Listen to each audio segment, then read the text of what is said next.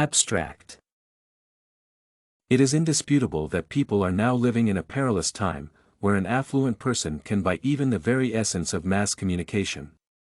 Monopolizing media insinuates the danger in most sectors of the economy because it hinders the natural flow of competition and certainly leads to costly but cheap quality of news not worthy of reading, hearing, or seeing. Overview. The media was envisioned by our country's founders as the fourth estate, next to the legislative, judicial and executive branches in power.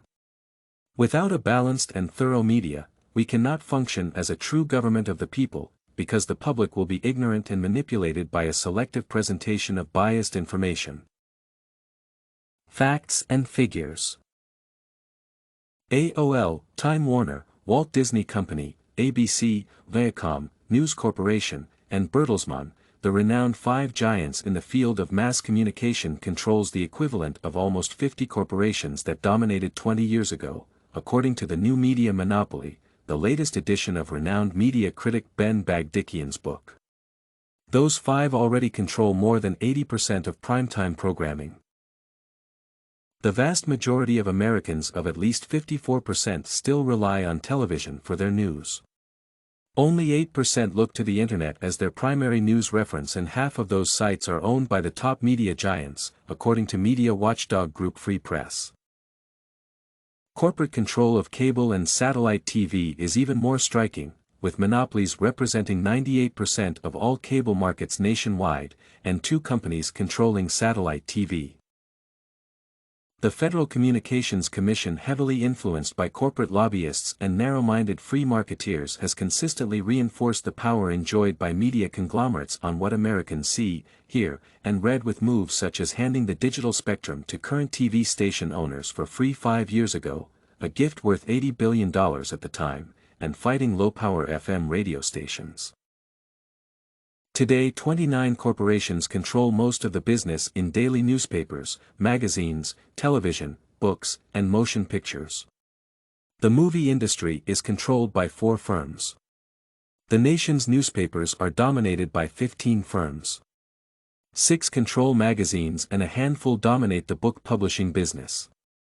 3 networks control the television airwaves.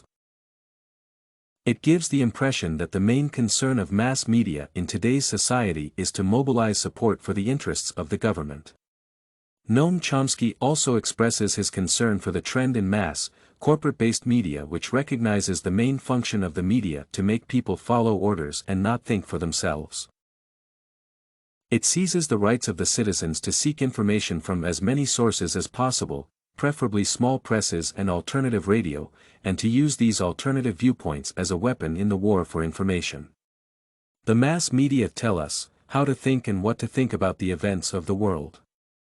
Alternative media, on the other hand, is citizen, not state, controlled. It is undoubtedly true that in almost all American cities, there is only one major daily newspaper. And this results in a different type of journalism from the early days when many competing newspapers existed in each major market. The decline in quality of news.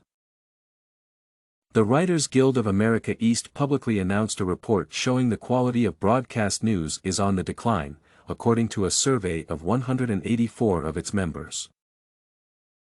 The declining quality of news is staggering and disturbing, said WGAE East President Chris Albers in a statement. This paper details what our members have been telling us for a long time, that corporate pressures to cut costs are negatively impacting their ability to bring the public objective, high-quality news. Major contributory factors of the decline of quality in news are: recycling of news is becoming more commonplace, increased job responsibilities have made research and fact-checking low-priority tasks, and a shift is underway from hard news to more lifestyle and entertainment news. The influence of advertisers may soon be dominated by the influence of owners. Today, media outlets are owned more often than not by Fortune 500 corporations than by news people. Consequently, cutting the size of a news staff meets with less administrative resistance and may shape the news and increase profits for the parent company at the same time. If information is the currency of democracy, then, by the year 2000, democracy in the United States may well be owned by 6 corporations and controlled by about 90 white middle-aged men. Conclusion. Freedom of the press and the rights to information must not be monopolized by lame peddlers in a liberated institution. Doing the opposite disintegrates the minds and perspectives of today's people. Unfortunately, no further remedies are available to oppose the effects of media concentration but to effectually voice out the rights of billions of people and to reinstitute the core meaning of fairness and freedom to information. Study Corgi can help you make your studies smarter. Visit studycorgi.com for more samples like this, study tips, and writing tools.